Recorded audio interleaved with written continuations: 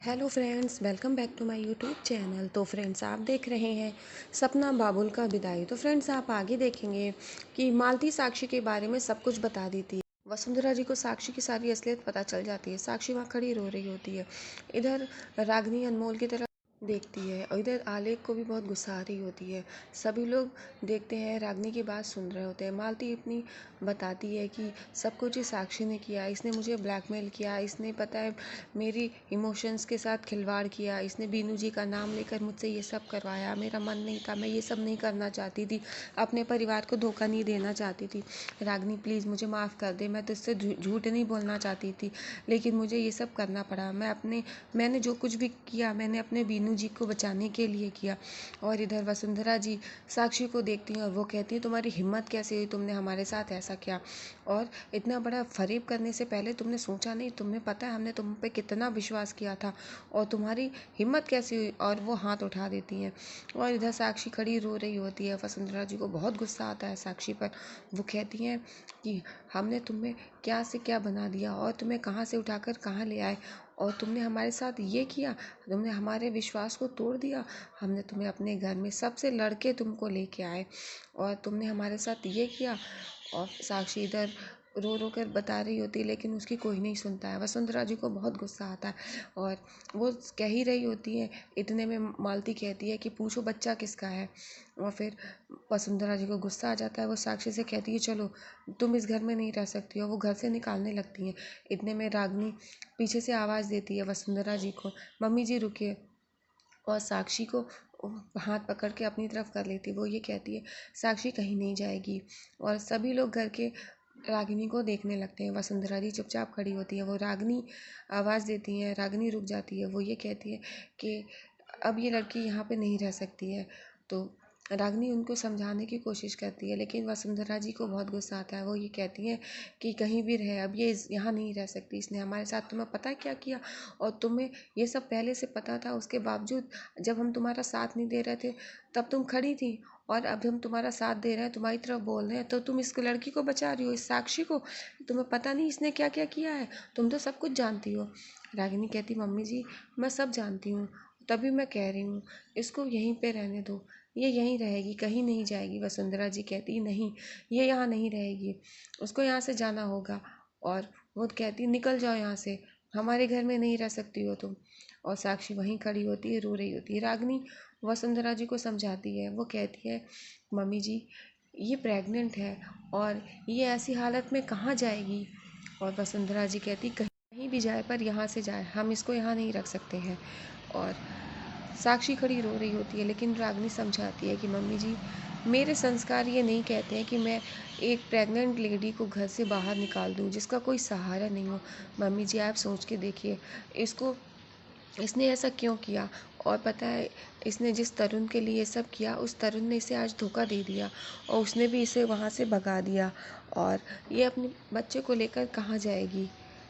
और फिर आप सोचिए, हमारे संस्कार ये नहीं गवाही देते हैं कि हम इसको घर से बाहर निकाल दें। लेकिन वसुंधरा जी नहीं मानती है। रागिनी उन्हें बहुत समझाने की कोशिश करती है। और इधर साक्षी खड़ी रो रही होती है। अनमोल कहते हैं कि मिसेस राजवंश, रागिनी बिल्कुल ठीक कह रही है, और ये रागिनी के संस्कार है कि वो एक प्रेग्नेंट लेडी को घर से बाहर नहीं करना चाहती, जबकि उसने ऐसा किया है। इधर सभी लोग समझाते हैं रागिनी को, लेकिन वो नहीं मानती है। इधर कौशल्या भी कहती है, लेकिन रागिनी जो कह रही है, फिर वो सब लोग समझने लगते हैं। वो बताती है कि ये बेसहारा है, ऐसी हालत में हम इसको नहीं ऐसे जाने दे सकते हैं। और फिर वहाँ पर साक्षी खड़ी रो रही होती है। रागिनी मम्मी जी को समझा रही होती है कि मम्मी जी प्लीज़ इसको यहीं पर रहने दीजिए। और वसुंधरा जी काफ़ी गुस्सा होती है। फिर इधर साक्षी की तबीयत ख़राब होने लगती है। इधर रागिनी कहती है, मम्मी जी मैं जानती हूँ कि आपका गुस्सा ज़्यादा देर नहीं रहता है, कि आप थोड़ी देर तो गुस्सा रहते हैं, फिर बाद में आप अपनी शरण में ले लेती हैं। और इधर सभी लोग वहाँ पर खड़े रागिनी की बात सुन रहे होते हैं, कौशल्या कहती है कि रागिनी के पास सही वजह है, उसकी बात में वजन तो आज भी है। और फिर सभी लोग रागिनी की तरफ बोलने लगते हैं। वसुंधरा जी अभी गुस्सा खड़ी होती हैं, वो किसी से कुछ नहीं बात कर रही होती हैं। रागिनी अपनी मम्मी जी को बहुत समझाने की कोशिश करती है। इतने में साक्षी के पेट में दर्द शुरू होने लगता है। और फिर इधर आप देखेंगे रागिनी बहुत कोशिश करती है वसुंधरा जी को समझाने की, लेकिन वो किसी की नहीं सुन रही होती हैं। और रागिनी ट्राई कर रही होती है कि मम्मी जी समझने की कोशिश करिए कि ये प्रेग्नेंट है, ऐसी हालत में हम इसे नहीं छोड़ सकते हैं। ये कहाँ जाएगी, ये पहले से टूटी हुई है, इसके मन में ये बेचैनी है। ये अपने बच्चे को कभी अपने पापा का नाम नहीं दे पाएगी, इसके पापा का कभी साथ नहीं मिलेगा। और आपको पता है ये ऐसे हालातों में कहाँ जाएगी, इसका कोई नहीं है, ये बेसहारा है। उधर वसुंधरा जी कुछ नहीं बोलती हैं। इधर साक्षी खड़ी इंतज़ार में थी कि शायद कोई मान जाए, लेकिन कोई नहीं मान रहा होता है। रागिनी बहुत कोशिश करती है, वसुंधरा जी फिर भी नहीं मान रही होती है।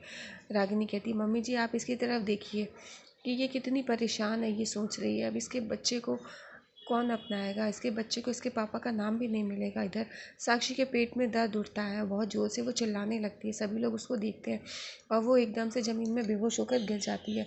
और इधर अनमोल और बाकी के घर वाले इसको संभालते हैं। अनमोल कहता है बीनू भैया आप इसको लेकर बाहर आइए, मैं गाड़ी निकालता हूँ। इधर आलेख अपने घर जाता है, अपने रूम में बैठ करके सोच रहा होता है वसुंधरा जी की बात के। उन्होंने कहा कि मेरा आलेख नॉर्मल नहीं है। और इधर साक्षी ने भी कहा तुम्हें अच्छे पापा बनना है तो तुम्हें स्ट्रिक्ट होना पड़ेगा। इधर आलेख फिर साधना की फ़ोटो देखता है और साधना की फ़ोटो देखकर उठा लेता है। वो ये कहता है साधना जब तुम थी सब ठीक था, तुम मुझे हर एक बात समझाती थी क्या सही है क्या गलत है, मुझे क्या करना चाहिए। और अब सब मेरी मजबूरी का फ़ायदा उठाते हैं। और क्योंकि मेरे पास कम दिमाग है ना, इसीलिए साधना मुझे कोई रास्ता दिखाओ, मैं नॉर्मल होना चाहता हूँ। मेरी बच्ची को बहुत फ़र्क पड़ता है, वो हर समय मेरी वजह से परेशान रहती है। प्लीज़ साधना मुझे कोई रास्ता दिखाओ। फिर आलेख की नज़र एल्बम पे पड़ती है, वो एल्बम उठाकर देखने लगता है तो उसमें वो शादी की फ़ोटोग्राफ्स देखता है।